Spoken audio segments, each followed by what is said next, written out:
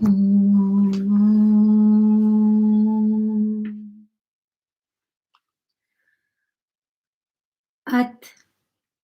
द्वाविंशो अध्यायः।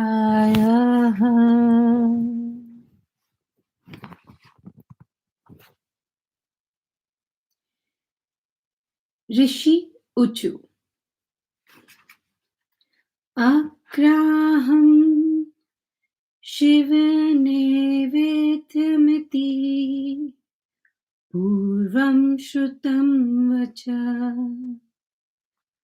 ब्रूहि तित्रण्यं बिल्वमाहात्म्यंपि स्नमुने। सूत उवाच रणुध्वं मुन्य सर्वे सावधानत्याधुना सर्वं वदामि सप्रीत्या धन्या यूयं शिवव्रता शिवभक्ता शुचिष्वधा सद्वृत्ति दृढनिश्चय भक्ष्ये जीवनैवेद्यम् त्यजेद् ग्राहं भावनाम् दृष्ट्वापि शिवनैवेद्यम् यान्ति पापान्ति दूरत भुक्ते तु शिवनैवेद्ये पुण्यान् यान्ति कोटिशः अलं योगसहस्रेणाप्यलम् यागार्बुदैरपि भक्ष्यते शिवनैवेद्ये शिवसायुज्यमापुण्यात् यद्गृहे शिवनैवेद्यप्रचारोऽपि प्रजायते तत्ग्रहं पावनं सर्व मन्यपावनकारणम् आगतं शिवनैवेद्यं गृहीत्वा शिरसा मुदा भक्षणीयं प्रयत्नेन शिवस्मरणपूर्वकम् आगतं शिवनैवेद्यं वेगमान्यदग्राहमुपैत्यपि विलम्बे पापसम्बोधो भवत्येव हि मानव न यस्य शिवनैवेद्ये ग्रहणे अच्छा प्रजायते स पापिष्ठागारिष्ठः स्यान्तरङ्गं यात्यापि बुधम् हृदये चन्द्रकान्ते च स्वर्णरूपायादि निर्मिते शिवदीक्षावता भक्तिदेनेदं भक्ष्यमितीर्यते शिवदीक्षानवितो भक्तो महाप्रसादसंज्ञकम् सर्वेषामपि लिङ्गानां नैवेद्यं भक्षयेत् शुभम् अन्यदीक्षायुजानॄणां शिवभक्तरातात्मनाम् शृणुध्वं निर्णयं प्रीत्या शिवनैवेद्यभक्षणे शालग्रामो द्वे लिङ्गिरस्लिङ्गे तथा द्विजाः पाषाणे राजते स्वर्णे सुरसिद्धा प्रतिष्ठते काश्मीरे स्फटिके रत्ने ज्योतिर्लिङ्गेषु सर्वशः चान्द्रयानसमं प्रोक्तम् शम्भो निर्वेक्यभक्षणम् ब्रह्मापि शुचि भूत्वा निर्मात्य यस्तु धार्येत भक्षित्वा धृतं तस्य सर्वपापं प्रणश्यति चण्डधिकारो यत्रास्ति त्वदुक्तं न मानवेह चण्डधिकारो नो यत्र भोक्त्वं त्वच भक्तितः बाण्डलिङ्गे च लोहे च सिद्धलिङ्गे स्वयंभुवि प्रतिमासु च सर्वासु न चण्डोऽधिकृतो भवेत् स्नाप्यत्वा विधानेन यो लिङ्गस्नापनोदकम् त्रिः पिबोति त्रिविधं पापम् तस्य हि हाशु विनाशति अग्राहं शिवनैवेद्यं पत्रं पुष्पं फलं जलम् शालग्रामशिलासाङ्गत्वं याति पवित्रताम् लिङ्गोपरि च सत्तद्द्रव्यं तद्ग्राहं मुनीश्वर स सुपवित्रं च तत्ज्ञेयम् यलिङ्गस्पर्शब्राह्मतः नैवेद्यनिर्णय प्रोक्त इत्थं वो मुनिस्तमाः शृणुध्वं बिल्वा महात्म्यं सावधानत्यादरात् महादेवस्वरूपोऽयं बिल्वो देवैरपि स्तुतः यथा कथञ्च दैतस्य महिमा ज्ञाते कथम् पुण्यतीर्थानि यावन्ति लोकेषु प्रथितान्यपि तानि सर्वाणि तीर्थानि बिल्वमूले वसन्ति बिल्वमूले महादेवं लिङ्गरूपिणी मुख्यम् यः पूजति पुण्यात्मा सः शिवं प्राप्नुयात् ध्रुवम् बिल्वमूले जले यस्तु मुदार्णम्भिषचातीय स सर्वर्थन स्नातः सायत्स एव भुवि पावनः एतस्य बिल्वमूलस्याथाल वालमुत्तमम् जलाकुलं महादेवो दृष्टतुष्टो भक्तैलम् पूज्य दिव्लोकमूलं यो गन्धपुष्पादिभिर्नः शिवलोकं वाप्नोति स्नाततिर्वर्धते सुखम् बिल्वमूले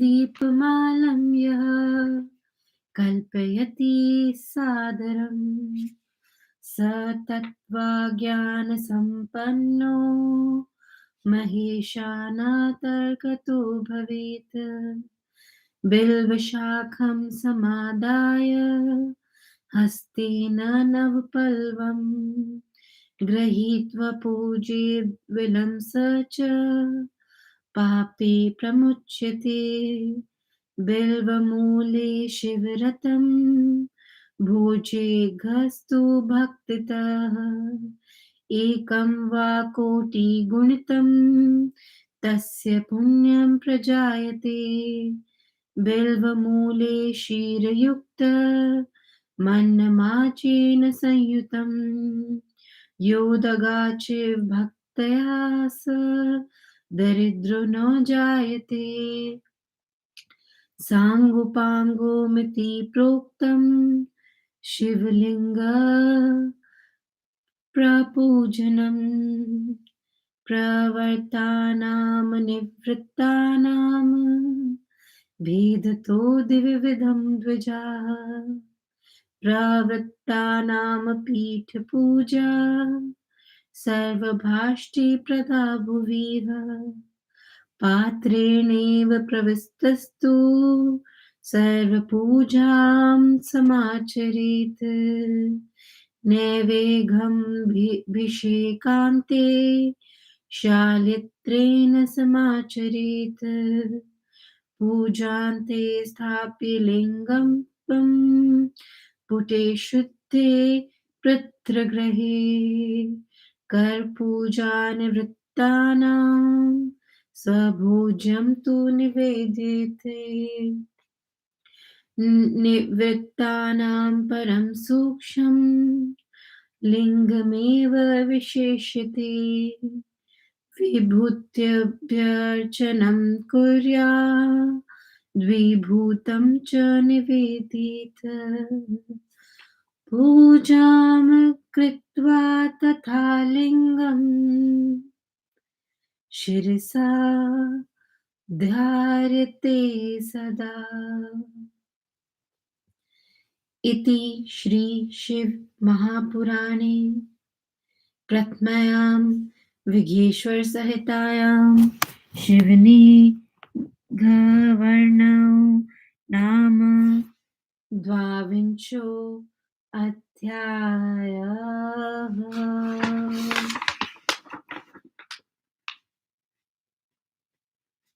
अथ द्वाविंशो अध्यायः।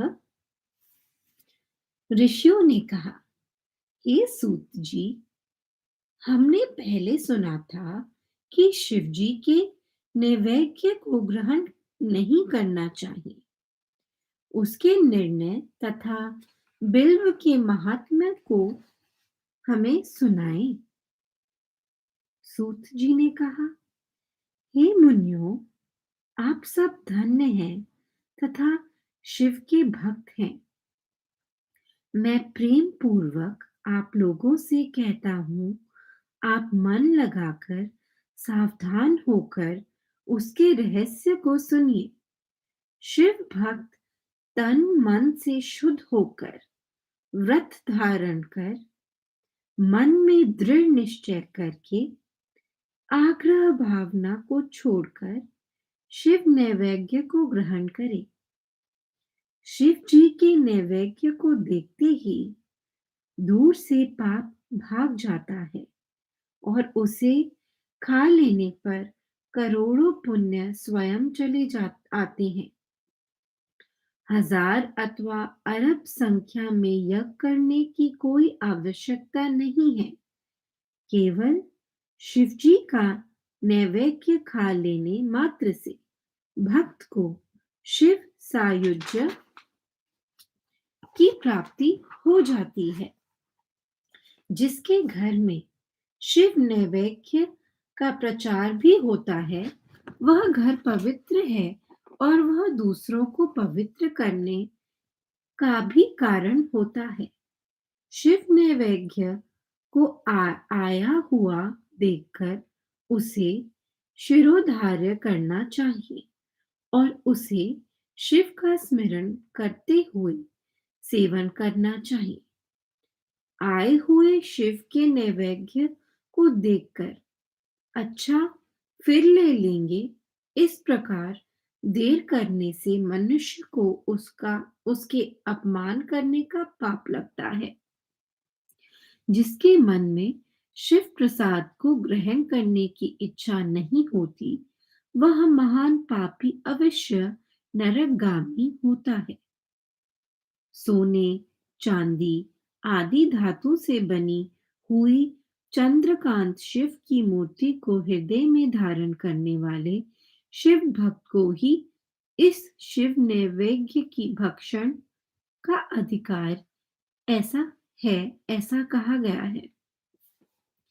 शिव दीक्षा प्राप्त भक्त महाप्रसाद संज्ञक शिव जी के सभी प्रकार के लिंगों के नैवेद्य को खाने का अधिकारी होता है। अन्य दीक्षाओं को प्राप्त जिन मनुष्यों की भक्ति शिव में होती है, उनके लिए शिव नैवेद्य भक्षण का निर्णय सुनिए। हे ब्राह्मणों, शालग्राम से उत्पन्न लिंग में, रसलिंग में, पाशालिंग में, रजत लिंग में, सूरवर्ण लिंग में देवताओं तथा सिद्धों द्वारा प्रतिष्ठित हुआ पुरुष भी यदि पवित्र होकर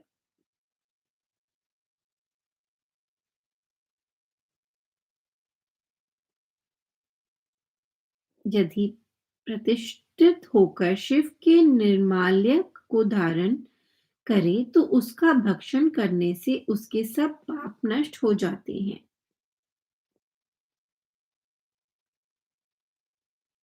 जहां चंडा देवी का अधिकार है, उस प्रसाद को मनुष्य ना खाए। जहां चंडा का अधिकार नहीं है, उस प्रसाद को भक्ति पूर्वक खाना चाहिए। बांड, लोह, सिद्ध, स्वयंभू लिंगों में तथा शिव की अन्य प्रतिमाओं में इस चंड का अधिकार नहीं है। शिवलिंग को विधि पूर्वक स्नान कराकर उस जल को जो 3 बार में पीता है, उसके त्रिविध ताप नष्ट हो जाते हैं। जिस शिव नैवेद्य को आग्रह कहा गया है, वह पत्र, पुष्प, फल, जल आदि भी शालग्राम शिला के स्पर्श से पवित्र हो जाता है। हे मुनिवरों, लिंग के ऊपर जो द्रव्य रहता है, वह आग्रह होता है, और जो लिंग के स्पर्श से दूर है, वह पवित्र है। उसे ग्रहण कर लेना चाहिए। हे मुनिवरों, इस प्रकार आप लोगों के सामने नैवेद्य का निर्णय कह दिया गया है। अब आदर से बिल्व महात्म्य को सुनिए। यह बिल्व वृक्ष महादेव स्वरूप है। किसी प्रकार से इसकी स्तुति देवताओं ने भी की है। इसकी महिमा कैसे जानी जा सकती है? जितने भी पुण्य तीर्थ संसार में प्रसिद्ध हैं, वे सभी तीर्थ बिल्व वृक्ष के मूल में निवास करते हैं। बेल की जड़ में जो पुण्यात्मा अविनाशी लिंग रूपी महादेव की पूजा करता है, वह निश्चय पूर्वक शिव जी को प्राप्त कर लेता है। जो बेल की जड़ में स्थित शिव जी के ऊपर जल चढ़ाता है, उसने सभी तीर्थों में स्नान कर लिया है और वह पृथ्वी में पवित्र है। इस बैल की जड़ में उत्तम आलवाल थाला को जल से भरा हुआ देखकर महादेव जी अत्यंत प्रसन्न होते हैं। जो मनुष्य बैल की जड़ की गंध, अक्षत पुष्प आदि से पूजन करता है, वह शिव लोक को प्राप्त होता है और उसकी संतान सुखपूर्वक बढ़ती जाती है। जो मनुष्य सादर बैल की जड़ में दीपक जलाता है, वह तत्व ज्ञान से युक्त होकर शिव स्वरूप हो जाता है। जो भक्त बैल की शिखा में से अखंड बेल पत्रों को तोड़कर जो शिव रूपी बिल्व वृक्ष की पूजा करता है, वह पापों से मुक्त हो जाता है।